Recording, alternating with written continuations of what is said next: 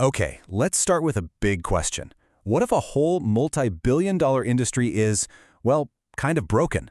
Today, we're going to dig into a really powerful argument that says exactly that about the world of coaching. But here's the thing, this isn't just about pointing fingers. It's actually a mission, a roadmap, to try and fix the whole thing.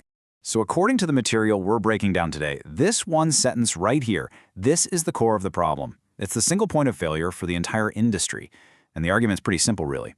When there's no barrier to entry, no required standards, no real need for psychological training, what does the title coach even mean anymore? It's lost its weight. And look, this isn't just about a client having a bad session or feeling a little let down. The argument being made here is that this complete lack of standards is causing real, tangible harm. We're talking about people wasting their time, losing their hard-earned money, and in the worst cases, clients actually end up in a worse place than when they started. That's a huge deal. All right, so that brings us to our first section, a broken industry. Let's really get into the weeds on the specific problems that are being called out. Okay, so this really breaks down the systemic issues, doesn't it? It's not just that anyone can slap the title coach on their profile. The bigger problem is that clients, well, they have no real way of telling the difference between someone who's truly skilled and someone who isn't. And what happens? The really good coaches, the ones with actual depth, they just get lumped in with a sea of, and I'm quoting here, regurgitators of motivational quotes. Ouch. But, it's not all doom and gloom. The source doesn't just point out what's wrong, it actually proposes a way forward. And that brings us to our next section, the mission to protect. Okay, to really get this mission, you have to understand the numbers behind it. Think about it. A single, really fantastic coach might work directly with, maybe 50 to 100 people a year? That's their absolute maximum direct impact. Now, just hold that number in your head and think about the scale of the problem. Because that impact is just a drop in the ocean, right? The argument is that there are thousands of coaches out there working with clients right now who just don't have the necessary psychological depth.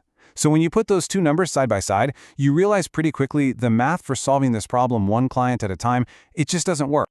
And this right here is the absolute crucial turning point in the whole argument. The mission isn't about just churning out more coaches. Nope. It's about creating a totally different tier of coaches. A group whose number one job is to protect clients from harm because they have a genuine, deep understanding of human psychology. Okay, Section 3, the psychological toolkit. So you're probably wondering, how do you actually create this elite tier? Well, the argument is that it all comes down to having a very specific set of tools. The training that's being proposed is built on these three pillars. And I gotta tell you, the order here is absolutely critical. It starts with understanding yourself first, your own identity, your beliefs, your biases. Then you move on to understanding your clients, their psychology, their patterns. And only after you have those two things locked down do you get to the skills of coaching. It's all about making sure those skills are used ethically and with real precision. And here's a perfect example of that depth we're talking about. This isn't about asking surface-level questions like, so how does that make you feel? No, we're talking about moving way beyond that, into these really systematic, evidence-based frameworks for actually mapping out the core beliefs that drive someone's entire life. All right, our fourth section, success as a byproduct. Now, this is a really fascinating idea. The whole argument is that for a truly great coach, success, it isn't the main goal. It's actually just the inevitable side effect of focusing on the real mission. And the logic is pretty straightforward when you think about it. When you put all your energy into developing these deep protective skills, you automatically set yourself apart from the crowd. All the stuff that people chase, better clients, higher rates, even making your career AI-proof, those aren't the goals. They're just the natural byproducts of being damn good at the core mission, which is protecting your client. And this quote from the source really just sums it all up perfectly. It says, "The primary mission is client protection. Your success is a byproduct of being genuinely good at protecting and serving your clients." I mean, that completely flips the script, right? It reframes coaching as a protective discipline first and a business second. Okay, on to Section 5, a filter, not a funnel. And this is another one of those ideas that's a bit counterintuitive. The path to getting these skills, it's not designed to be easy. It's not supposed to be for everyone. It's intentionally designed to be a filter. You know that old saying in tech, it's not a bug, it's a feature?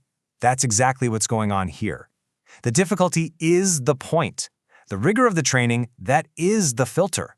It's there to make sure that only the most serious, most dedicated coaches are the ones who make it through. And that very depth, That becomes the ultimate protection, not just for the client, but for the coach's career too. And you can see that filter in action right here on this slide. It's not subtle, is it? It's basically saying, hey, if you're just looking for another certificate to hang on your wall, or if you want the easy button, this isn't for you. It's actively pushing away the very mindset that, according to the source, is what's breaking the industry in the first place. All right, our final section, raising the standard. When you boil it all down, this entire argument really comes down to a fundamental choice. Option 1 is basically the status quo. You can stay in that super crowded marketplace where, as the argument goes, it's almost impossible to stand out on skill. And that forces you to compete on other things, like who has the lowest price. Or there's option 2. You can commit to that harder path. You can develop a skill set that's so deep, so rare, that it makes you, and this is a great word from the source, ungroupable. You become part of a new, much higher standard for the entire profession. So, at the end of the day, this whole thing circles back to one huge question. What does coaching actually mean? If literally anyone can use that title, what does it really stand for? And the argument we've unpacked today, it doesn't just leave you hanging with the question, it gives one very clear and, very demanding answer.